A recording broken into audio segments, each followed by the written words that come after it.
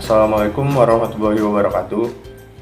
Kami dari kelompok 12 akan mempresentasikan mengenai akhlak dalam kehidupan. Pertama-tama, saya akan memperkenalkan anggota kelompok dari kelompok 12. Yang pertama ada diri saya sendiri, Muhammad Fadil Fitransyah. Kedua ada Tiara Puspita Hardi.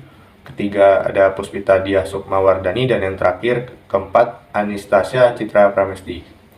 Baik, slide pertama akan dibacakan oleh saya sendiri.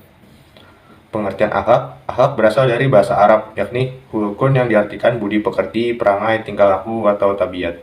Tiga pakar di bidang akhlak yaitu Ibnu Miskawai, Al-Ghazali, dan Ahmad Amin menyatakan bahwa akhlak adalah perangai yang melekat pada diri seseorang yang dapat memunculkan perbuatan baik tanpa mempertimbangkan pikiran terlebih dahulu.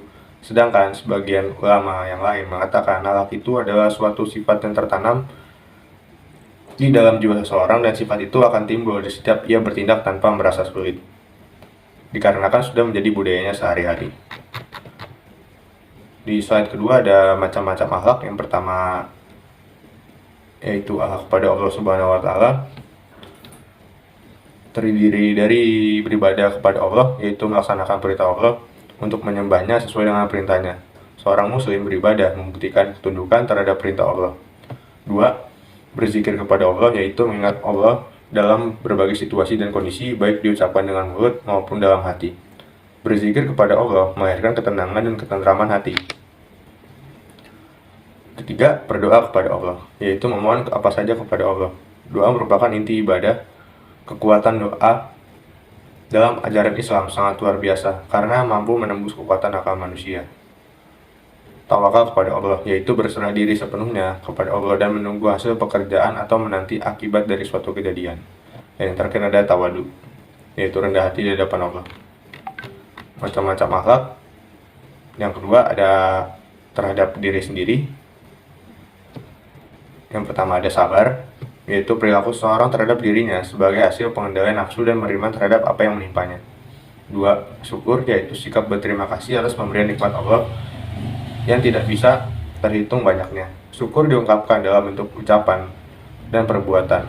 Syukur dengan ucapan adalah memuji Allah dengan bacaan Alhamdulillah. Sedangkan syukur dengan perbuatan dilakukan dengan menggunakan dan memanfaatkan nikmat Allah dengan sesuai dengan aturannya. Ketiga, ada tawadu, yaitu rendah hati, selalu menghargai siapa saja dihadapinya, orang tua, muda, kaya, atau miskin. Sikap tawadu melahirkan ketenangan jiwa dan menjauhkan dari sifat iri dan dengki.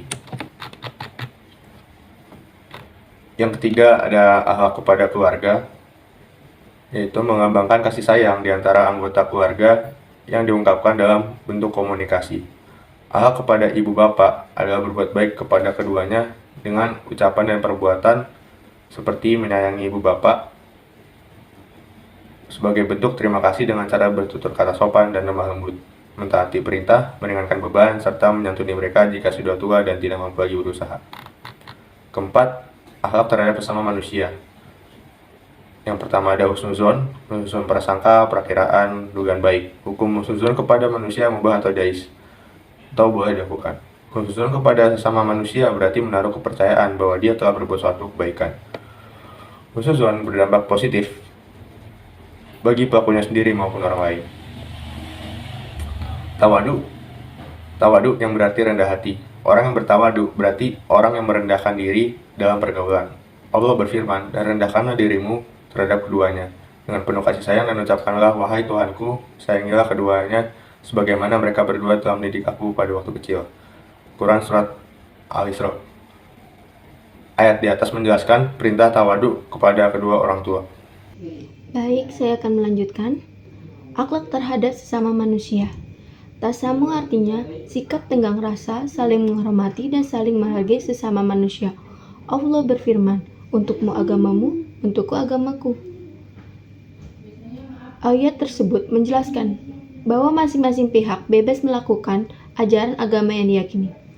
Tawa'un berarti tolong-menolong, gotong royong, bantu-membantu dengan sesama manusia. Allah berfirman, dan tolong-menolonglah kamu dalam mengerjakan kebajikan dan takwa, dan jangan tolong-menolong dalam berbuat dosa dan permusuhan. Akhlak terhadap sesama manusia. Akhlak tercela, hasad, artinya iri hati. Iri berarti merasa kurang, senang, atau cemburu melihat orang lain beruntung. Allah berfirman, dan janganlah kamu iri hati terhadap karunia yang telah dilebihkan Allah kepada sebagian kamu atas sebagian yang lain. Karena bagi laki-laki ada bagian dari apa yang mereka usahakan, dan bagi perempuan ada bagian yang mereka usahakan. Mohonlah kepada Allah sebagai karunia-Nya. Akhlak terhadap sesama manusia, ghibah dan fitnah, membicarakan kejelekan orang lain dengan tujuan yang menjatuhkan nama baiknya. Apabila kejelekan yang dibicarakan tersebut memang dilakukan orang yang dinamakan ghibah. Sedangkan apabila kejelekan yang dibicarakan itu tidak benar, berarti pembicaraan itu disebut fitnah. Allah berfirman, dan janganlah ada di antara kamu yang menggunjing sebagian yang lain. Apakah ada di antara kamu yang suka memakan daging saudaranya sendiri yang sudah mati? Tentu kamu merasa jijik.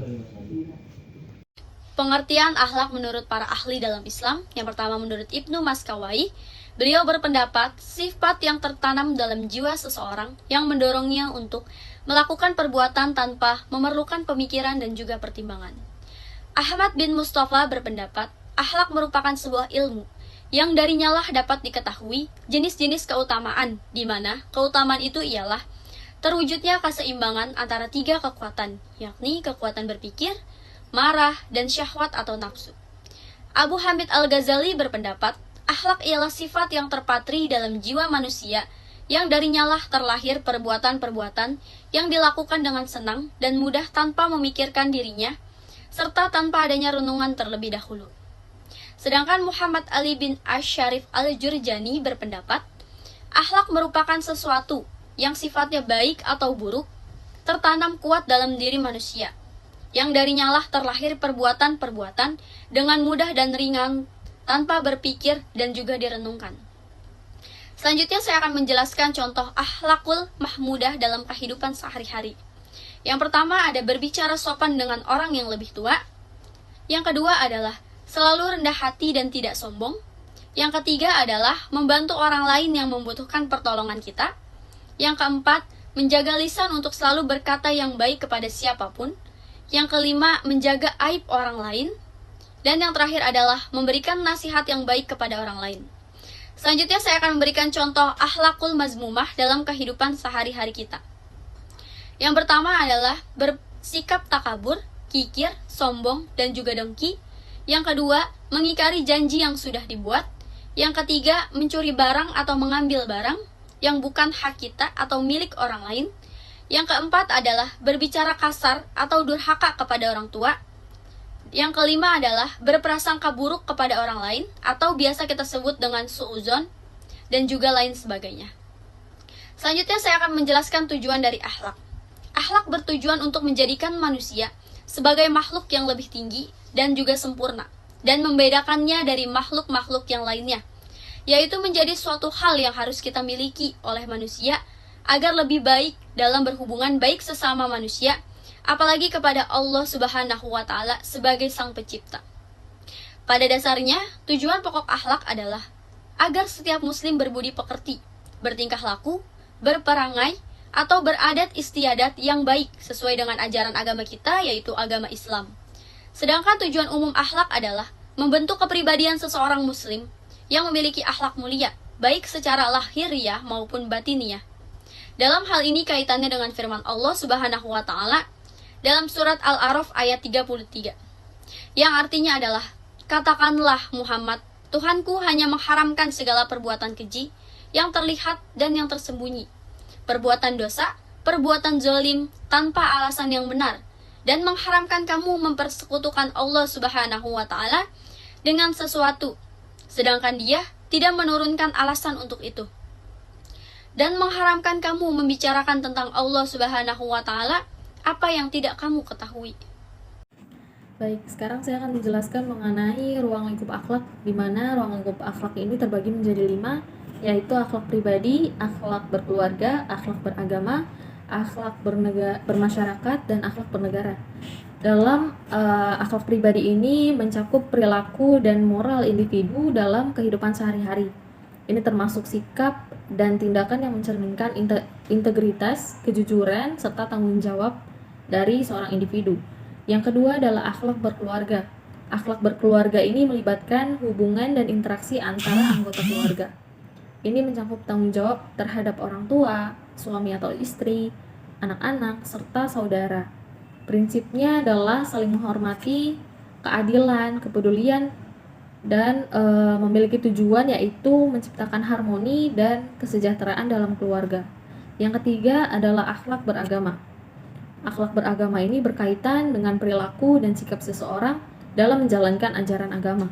Ini mencakup kepatuhan terhadap ritual ibadah seperti sholat, kemudian puasa, zakat, serta komitmen terhadap nilai-nilai moral yang diajarkan oleh agama seperti kejujuran, keadilan, dan kasih sayang. Yang keempat adalah akhlak bernegara. Akhlak bernegara ini melibatkan perilaku dan tanggung jawab seseorang sebagai warga negara.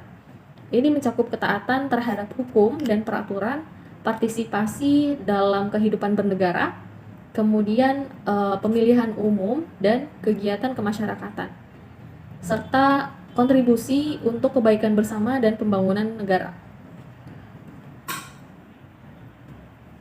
Kemudian selanjutnya adalah manfaat akhlak. Setiap umat muslim yang berakhlak terpuji tentunya mendatangkan keberkahan atau manfaat terhadap dirinya sendiri. Manfaat yang didapat oleh seseorang yang memiliki akhlak terpuji adalah beratnya timbangan kebaikan di hari kiamat kelak, serta dalam agama Islam seseorang yang memiliki akhlak terpuji maka dapat mencapai derajat orang yang berpuasa dan sholat. Adapun manfaat akhlak yang lain adalah yang pertama mengetahui sisi baik dan buruk pada manusia. Dengan kita mengetahui akhlak, bahwa akhlak itu terdiri dari akhlak terpuji dan akhlak tercela, kita akan mengetahui bahwa setiap manusia memiliki sisi baik dan buruk. Tidak semua manusia yang terlihat baik itu sepenuhnya baik, karena pasti mereka memiliki juga akhlak-akhlak yang kurang baik. Begitu pula sebaliknya. Seperti ketika kita melihat orang yang terbiasa dengan kebiasaan-kebiasaan buruk, bukan berarti dia sepenuhnya salah atau dia sepenuhnya buruk, tapi dia juga pasti memiliki akhlak-akhlak atau perilaku-perilaku yang baik.